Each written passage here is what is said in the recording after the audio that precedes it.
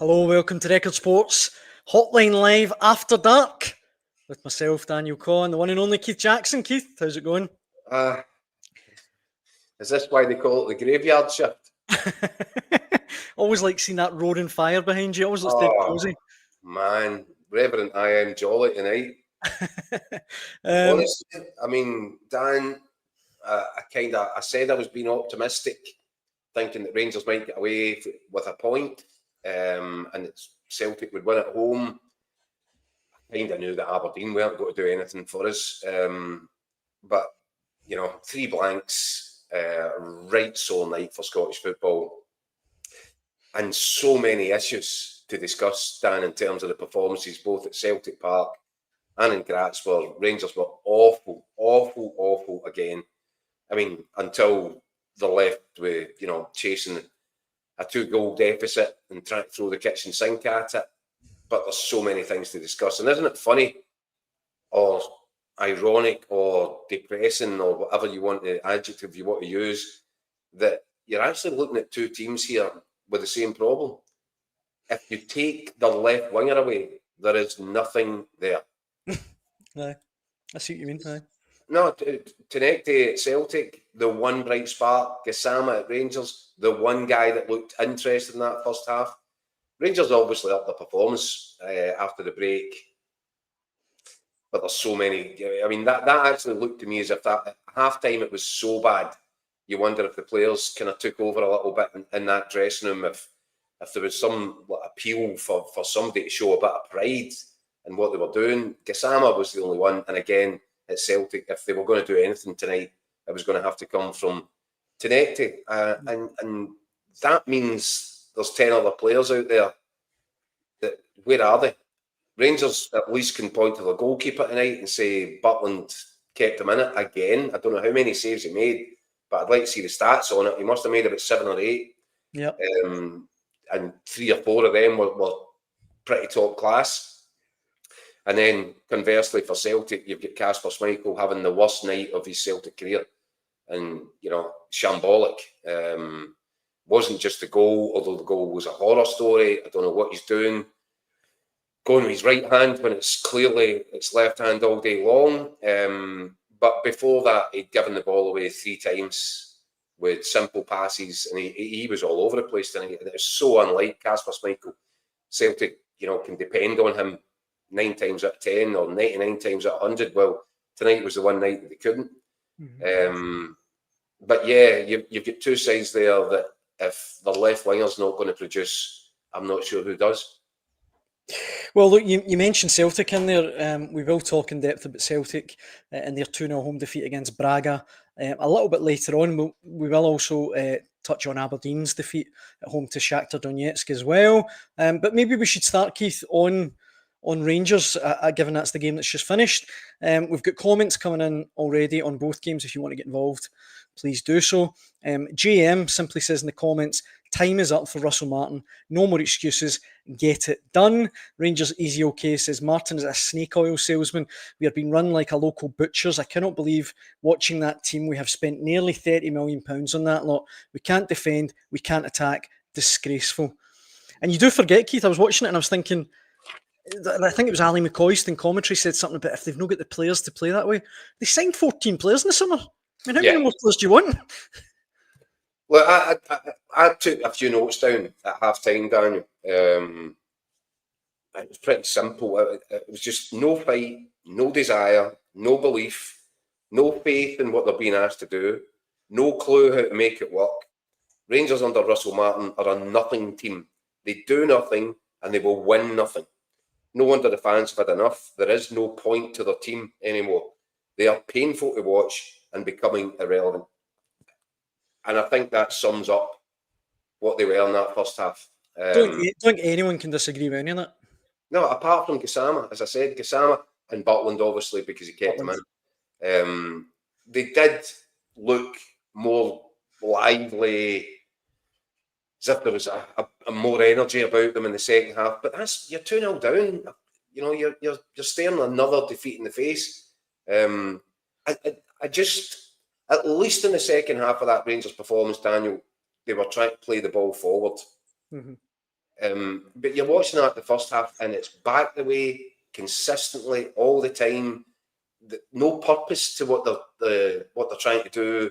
You know, they're, as I said, you know, it's all possession, no purpose with Rangers until they get into a situation like that tonight, where 2-0 down at half time, and you need to try and throw the kitchen sink at it. I know one of the comments there was time's up for Russell Martin. Time's been up for Russell Martin for weeks, and it ain't happened. Rangers are going to stick with this. I do not know why. And I just keep coming back to what I've said and what I say almost every night we're on this show. It was always going to get worse before it was going to get better. But you're just looking at it going, that, I mean, at what point does somebody make a decision here and say, look, this guy needs taken out his misery, put out his agony. It's like a mercy killing. And yet then they make an appointment like they did, or they're about to announce with Thelwell Jr. coming in. And you think these guys are actually doubling down. As I said last night, it feels like they're gaslighting their own supporters.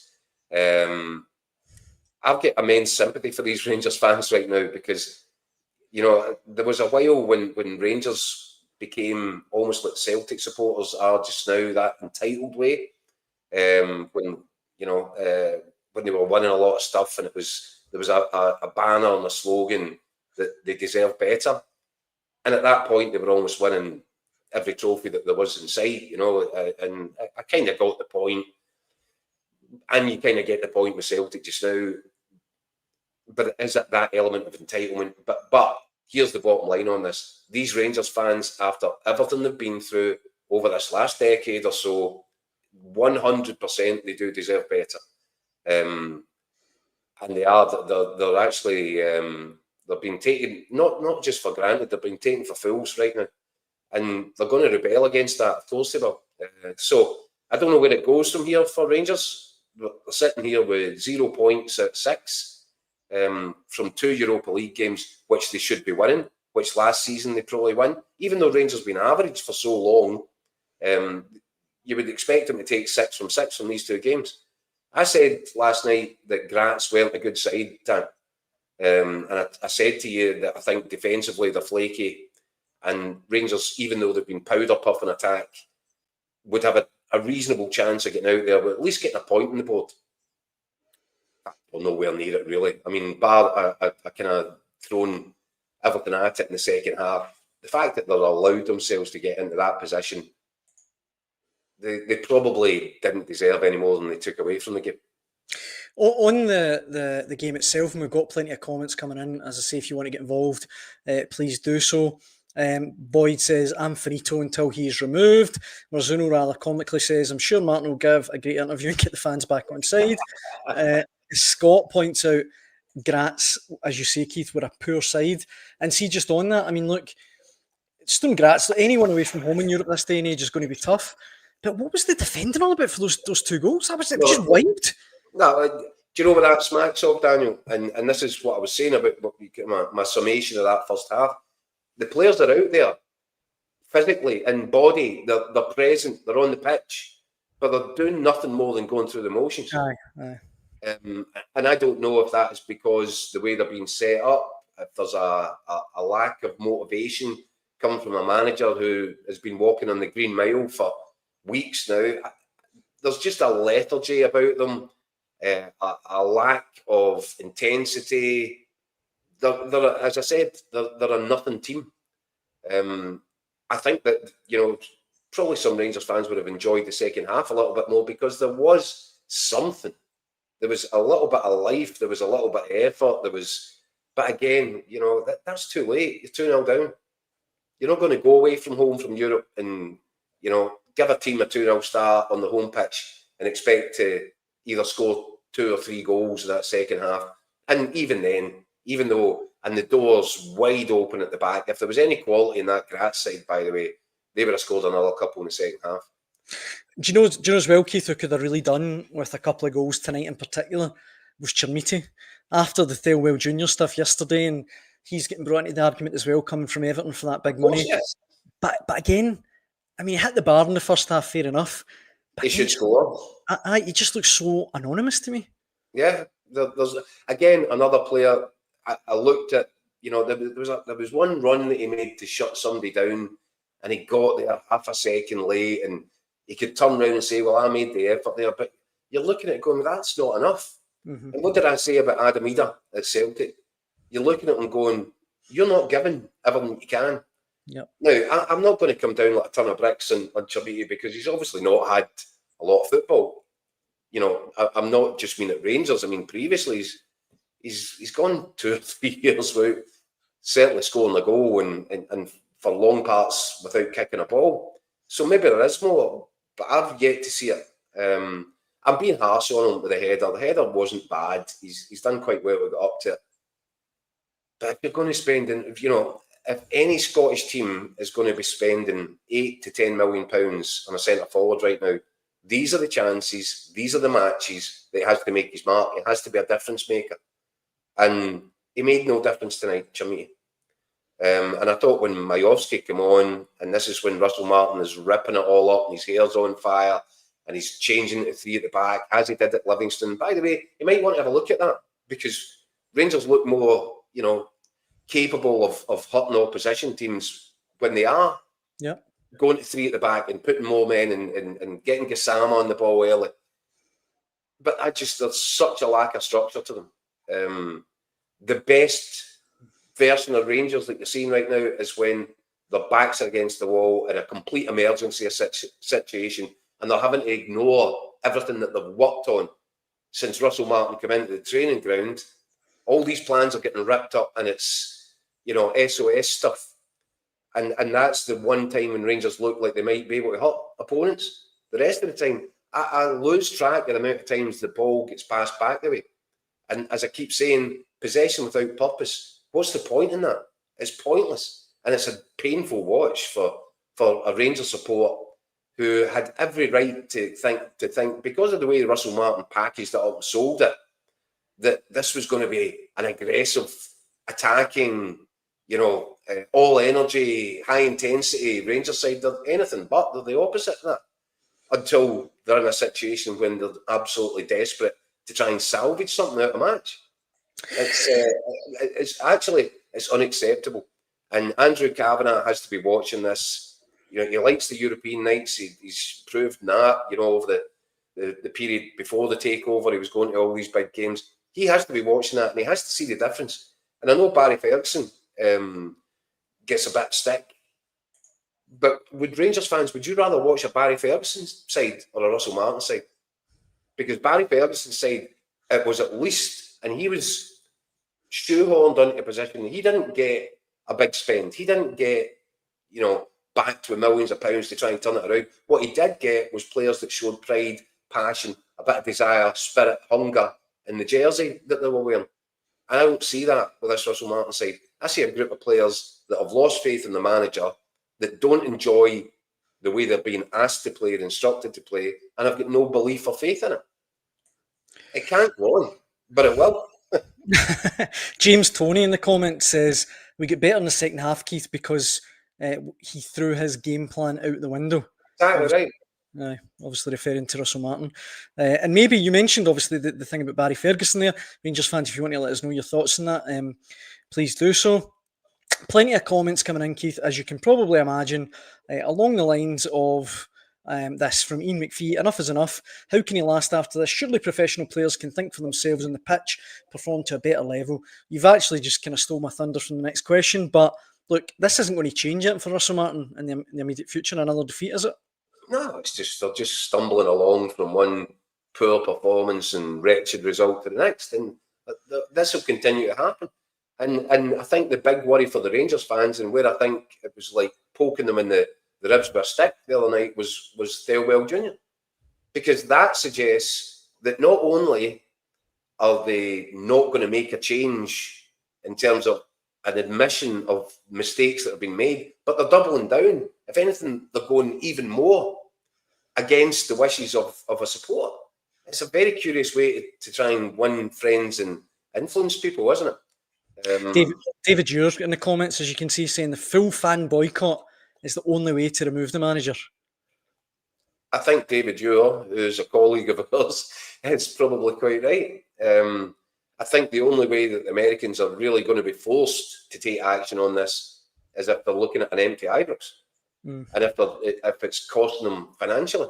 I mean, we've talked about the Celtic boycott, or not boycott, but the kind of silent treatment that they were going to give tonight, and obviously that was kind of shelved at the 11th hour because there's going to be a meeting with the club on Monday. But the bottom line is, when the people in charge are still seeing the cash rolling into the bank account, when seats are all getting sold out, when merchandise is flying out the place, what incentive really? Because financially they've then got a problem. If they make that change, whether or not it's based upon they want to do something different, they want to be seen to be more stable, they want to show the supporters that they won't be dictated to by fan pressure. I get all of that, but I think probably one of the main things is they've made a mistake, and it's going to cost them another small fortune to pay up the compensation required, to terminate contracts, to bring in the next lot,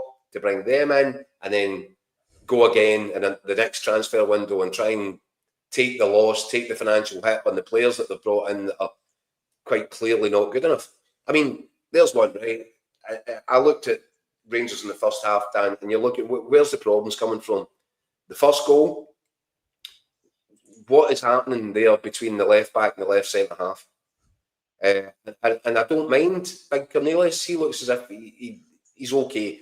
Is he better than what they had? I'm not sure that he is. He's okay. At least he's left-sided, so he provides them a bit of balance, more natural balance with Suter playing right side.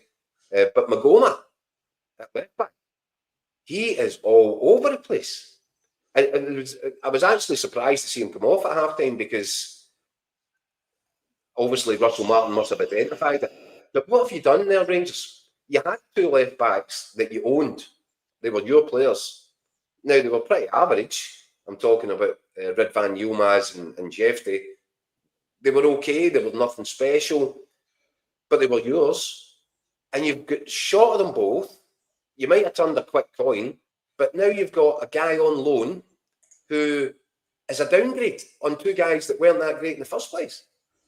And he's all over the place defensively for the two goals. They come down his channel. In between Magoma and Cornelius, you could have driven an Austrian truck through it at all points throughout that first half. I just don't understand any of it. I'm struggling to understand the kind of strategy behind any of it, Dan. You're looking at this Rangers team, and in almost every position, apart from Gassama, they've downgraded with the players that they've brought in. And look, looking at the comments, I don't think there's many Rangers fans, if any, that disagree with you. We're 20 minutes in almost to tonight's show. We've obviously talked about Rangers. Mark, and our old pal Mark, who's on most nights, we know he's not a fan of Brendan Rodgers, but he says, Keith, how's it unacceptable for Russell Martin, but Brendan Rodgers is above reproach? Double standards are unbelievable. Should we talk about Celtic a little bit? Well, yeah, but here's the first retort to that is, are Celtic sitting 8th position in the Premier League right now? A very good point. Look, are Celtic in a good place? Absolutely not. Did I say that was a decent Celtic performance tonight? Absolutely not. I said they had one player on the pitch tonight. And obviously, I'm a big admirer, and I've said many times, of Cal McGregor. And I still think in a midfield that's not functioning properly, he's the one guy where you think, well, Cal McGregor will sort it out. And he was in these positions again, breaking down moves, doing what he does. Where's the help? And what's going on with that midfield? That's a bingo card selection tonight with Bernardo coming in to start. So Celtic have got huge problems. And the only point at which they looked like getting into that game tonight was when Braga committed suicide with it. They had the ball. It was a throw-in or a free kick they had. They played it back the way, get themselves into a mess. Ian Atchell goes through, scores. I don't know why the goal's chopped off, by the way. We'll come to that. Don't worry. We'll come to that. But that was the only, and it's probably a 10, 15-minute maximum period in the game where you thought Celtic might get something, but only when Taneke was being fed the ball and getting the chance to run at people. Iheanacho, I think he took that very well. I'm sure we'll discuss what it was chopped off for. I'm not entirely sure. Maybe there's an angle that I've not seen. But did Celtic get enough at him? Did they get enough at Maeda? What did Bernardo contribute? Really? Nygren? He's really dropped off after a good start, hasn't he? Yeah. So Celtic have got major issues. And it's absolutely Brendan Rodgers has to. That's where the buck stops with the manager. But I think Mark obviously just doesn't like Brendan Rodgers. Celtic are in a far more healthy position domestically than Rangers, and they've got at least 1 point on the board from the Europa League. And what Brendan Rodgers can say, he was let down in the transfer market. Russell Martin doesn't have that excuse. No. They spent fortunes over the city to give him what he wanted and the squad that he thought, and he keeps telling us how great it looks, and yet it performs as badly as it's performing. So what Mark is doing there is trying to conflate the issue to have a pop at Brendan Rodgers, who he doesn't like, but he's comparing apples with oranges. Well, after the full-time whistle, our colleague Michael Gannon was at the game. I managed to catch up with him at Celtic Park. Shall we hear his take on the game? Yeah. Let's hear what from Mick. Let's hear what he had to say. Mark, Mick, not a good night for Celtic, was it? No, yeah, a kind of disappointing night all round. I've just nicked Brendan Rodgers' seat, if you can see me here. Not so long ago, I was sitting here lamenting a kind of one of the most bizarre VAR decisions I think we've all seen. And other issues. I mean, I don't think that the VAR decision should kind of distract from the kind of clear problems that Celtic have right now, which were kind of quite exposed tonight, I felt. But obviously the major talking point was the big call with the actual phantom handball decision at 1-0, because it did have a major impact in the game. Celtic, probably the best spell in the match. They were right on top. That's given, and it's a different game. It wasn't. It was a poor result, and I think all round kind of performance. Apart from a kind of 25-minute spell, I thought Celtic were pretty poor, and it just, as I say, I think the big decision will be in focus, and it should be right, because I've watched it now a good few times, and I can't work out why it's not been ruled out. But it shouldn't mask some of the feelings in this team right now. Did Rodgers say if you'd asked any of the officials for an explanation, or? He did, yeah. He said he was listening. He's baffled by the decision. He couldn't see how they came to that conclusion. I think the referee's given the handball on the pitch, and then VAR haven't stepped in to overturn it as a mistake. They're basically, it's not a conclusive mistake to make, so they've allowed the decision to stand. It looks like, and he can't understand why the referee wasn't asked to go and look at it again. And he said he hadn't given any explanation. He's seen it several times and couldn't work out where that decision came from, and more why it wasn't corrected. Because the reason why VAR's there is it's not just to kind of find incidents, which has been used a lot for. It's also used to correct ones that are made in the pitch that aren't right. And you think, I mean, it's got to be a clear and obvious error. And again, it's hard to see where the hand actually comes in to give that as a decision. So it looks like a clear and obvious mistake from the referee. I mean, they're giving them the benefit of the doubt. You think, well, fair enough if it's kind of a little bit murky, but it didn't look murky enough, did it? No, not at all, no. So, yeah, he was mystified by it completely. Listen, he didn't go and tear into the officials. It's not really his style. But it's clearly a bizarre moment, wasn't it? Aye, bizarre is the only word I can think of. Really, really strange, and it's doubly frustrating as well, because it feels like VAR. It's like it's going out of its way to find a reason to chop things off. But if the ref gave it on the pitch, that makes it different. Well, this is the thing. This is supposed to be the safety net, because if the referee has said, I think it seems to be that he's given it as a handball, because he's seen a ricochet off the two defenders and then off Iheanacho, and his arms are kind of out and the ball does go forward. So I can get why he might have made that mistake, but he needs his VAR team to step in and say, listen, we've looked at this a million times. It took about 3 minutes, and we can't really see conclusively how, well, we can't say whether a hand's been used or not. So if they can't say for sure a hand's or not, then you can't rule a goal out for that. It's the conclusive, as you say, Mick, is the key word. You can't say either way. That's definitely handball or definitely. Well, I can't see where the hand. I mean, exactly. Even if it's hitting in that area, it's still up around about your shoulder. Which it's like you get to the sleeve anyway. So at worst, it's hitting in the shoulder stroke sleeve.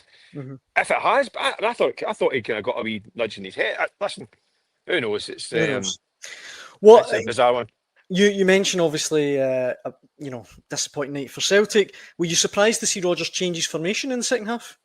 No, because the first half was horrific.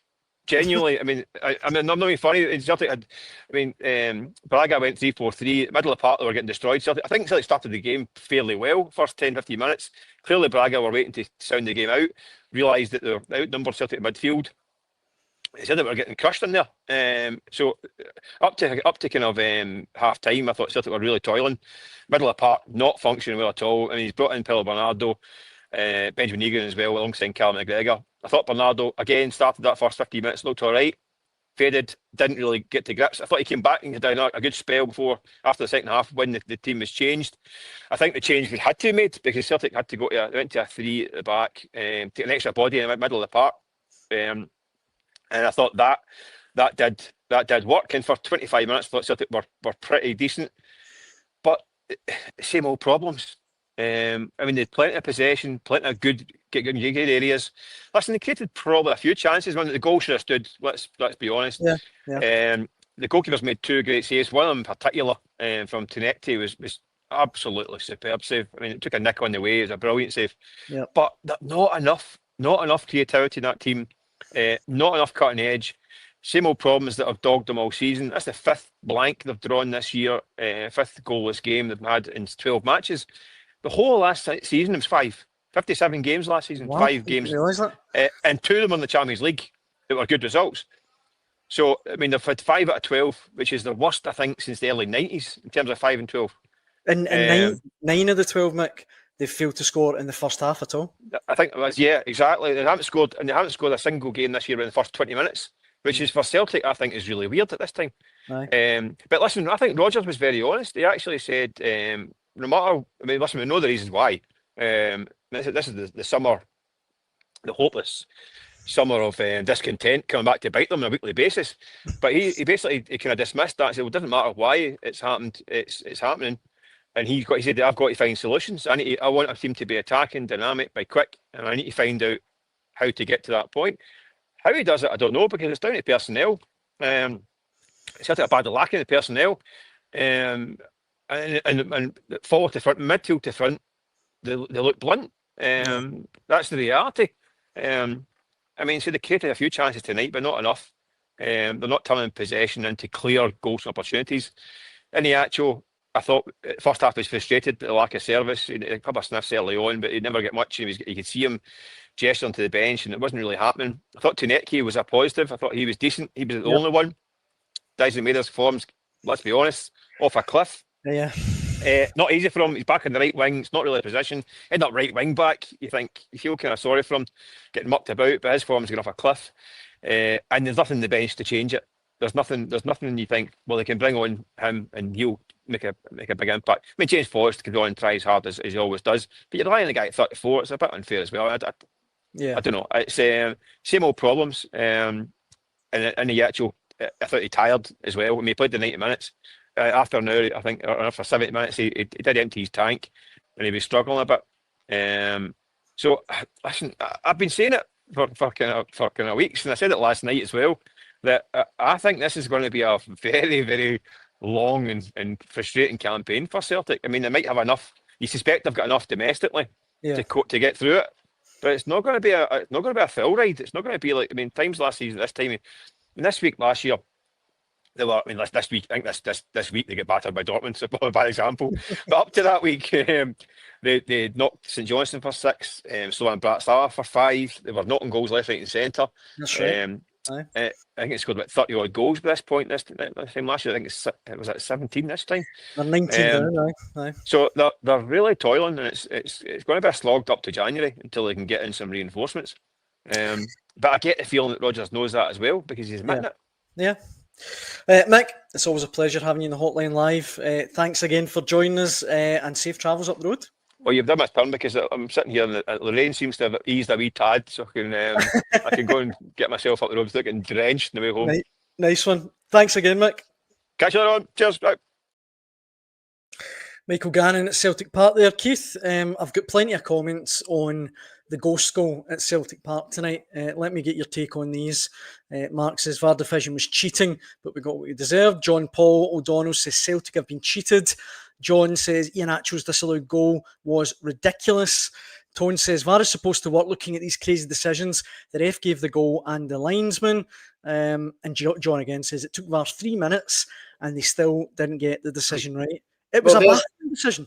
But that's what's confusing me there, that Mick was there, obviously, and he reckons the referee made the decision on the pitch. I didn't see that. I didn't see that either, but the goal was given, and VAR then intervenes.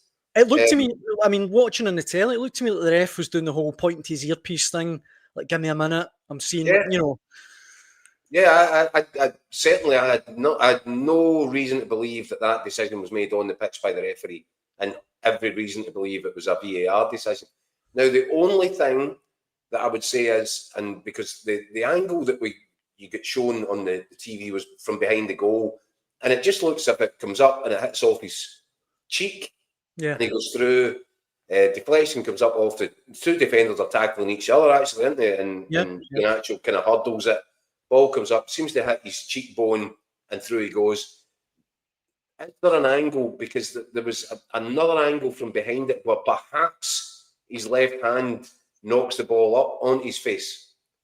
But by the way, I mean, this is, DNA stuff, investigation to get to that level of detail. I'm at a loss as to understand why the goal didn't stand. But I would say Celtic didn't deserve that goal at that time. It came about through real slack play from a Braga side, which is no better than decent. Let's be honest about it. They're going through real troubles, Braga, in the league at the minute. They can't win. I mean, honestly, they've got a similar kind of record domestically to the one that Rangers have got right now. Yeah. And the way that they opened up in the first 15 minutes, the way they're passing the ball back the way as well, I'm looking at it going, what's their manager's name? Ruccello Martino. Because it was so similar. But then when they got a feel for it, and when they worked Celtic out, they were passing through them. They were completely dominant. You've got an average side there playing you off your own pitch in Europe. And this is a Celtic side which has got aspirations to be playing Champions League. And 12 months ago was, as Mick said, 12 months ago was a Dortmund game. But after that, the progress that was being made, Celtic are in regression. There's no other way of looking at it. Big time. That's absolutely correct. I saw one of the comments there saying that Brendan Rodgers' third season always goes like this. Yep. Well, his third season at Celtic last time didn't, because he was well on his way to treble before he left to take the Leicester job. And Celtic won the treble that season. So I don't think that's fair. But if Celtic fans are now looking at January thinking, well, the saving grace is there's a transfer window in January, I'm not sure about that, because the Celtic board had an opportunity to back the manager in this transfer window in the summer for the whole season and didn't do it. Now, if they've done that because they don't believe that Brendan Rodgers is there for the long haul, are they going to be inclined to spend big in the January window when there's only 6 months left? I don't know. I don't know. It's not a happy place.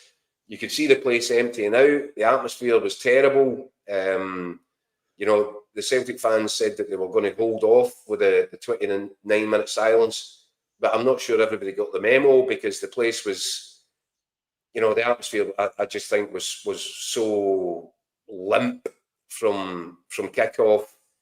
I can't really blame the fans for that. You're then looking for the players to do something to get them motivated and get them up for it. The players didn't respond. And so that looks to me like there's a kind of multitude of issues that need resolved. And the potential for this to be a really awkward season for Celtic. Yeah. Meanwhile, the one man in Scotland that will be watching all of this tonight and rubbing his hands with a big smile on his face is the Hearts manager, Derek McInnes. No. Who else? This has been a terrible night all round for Scottish football. But if you're Derek McInnes, you're absolutely loving it. Probably sitting there with a nice glass of red wine, thoroughly enjoying himself. Charlie in the comments says the best medicine for the Old Firm is Hearts to win the league. Celtic might spend some money then. And a couple of people pointing out as well that Gustav Lagerbielke was a standout. Best performance that he's ever put on at Celtic Park. I thought he was in Glasgow for that matter. I thought he was brilliant. Superb. He was really good. He was superb, and he identified the threat that Tanecki was bringing down Celtic's left, and he got across to him and he helped double up with his fullback, and his distribution was good, you know. And again, if you're Mark Lowell, if you're Peter Lowell, you might be looking at that saying, "I told you he was a player." yeah, that's true. And look, the game next at the weekend for Celtic is Motherwell. And I think that's got potential to be a really tricky game. They started brilliantly, Motherwell. Their manager the other night saying, look, we're going there to win.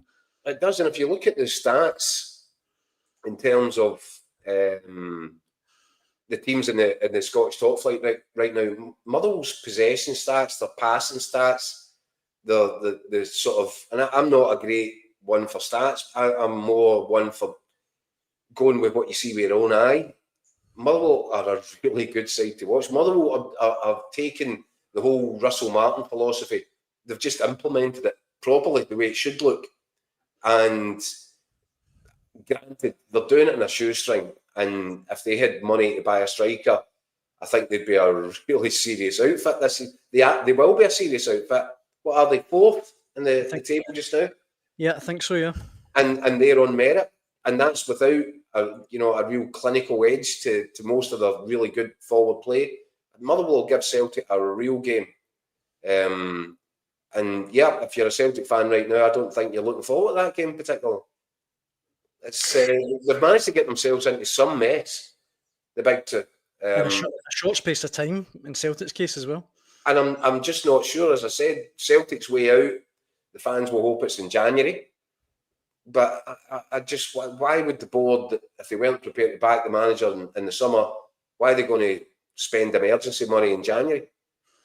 I'm just not sure, Dan. I'm really not sure. And the lack of, I mean, this is a Celtic side that you're used to watching them tear teams apart. From the first minute in matches, especially at Celtic Park, get in the front foot, turn them, panic them, get an early goal, frazzle their senses. That's what Celtic are all about. It's just not there. It's nowhere near there. I mean, how many real efforts did Celtic have in goal tonight? Tanecki had one in the first half. Tierney's header in the second half. Tanecki in the second half. 3 saves. 3 saves, aye. Can't think of any others. The goalkeeper was good, by the way. He was good, aye. But, this isn't Celtic. This is a pale imitation. Celtic and Rangers, they're imposters. Before we wrap up, Keith, because we've been rabbiting on for almost 40 minutes now, should we quickly mention Aberdeen? Because, look, they lost 3-2 at home to Shakhtar Donetsk tonight, and it's a defeat ultimately for Jimmy Tielen's side again. But a couple of goals and a much more valiant effort, and I think a lot of people would have given them credit for before kick-off. Yeah, I'm going to do the Alan Partridge shrug of the shoulders here. The cheese gift. Honestly, Aberdeen, they're making themselves an irrelevance. Anybody surprised by that result hasn't been paying any attention, and I'm afraid that situation is just going to go from bad to worse as well. They got a goal, whoop-de-doo, early in the first half, but did anybody look at that and say, "Oh, Aberdeen are going to cause a shock tonight"? No. Shakhtar scored an excellent equaliser and then went on to control the match from that point onward. And it was, I said I thought Celtic would win. I said from a really kind of optimistic perspective, Rangers might get away with a point. But what I thought Aberdeen would get is exactly what they did get, which was beaten again, and the kind of downward spiral continues there. And it's a death spiral now, and it's only going to change when Dave Cormack realises he's been left with no other option but to make the change. Yeah, they played Dundee at home at the weekend, and what you would imagine is an absolutely crucial game for Jimmy Teelan and his career opportunities going forward. But for now, Keith, I think that brings us to the end of Thursday night's late night Hotline Live with Record Sport. Everyone watching, thank you so much for all the comments, for staying up with us. We really appreciate it. We'll be back on Sunday at 6 p.m, I believe, Keith, 6 p.m. Yep, that'll do it for me, Dan. 6 p.m. on Sunday to pour over the Premiership's weekend action. We hope you can join us then. Thanks for watching. Cheers, everyone.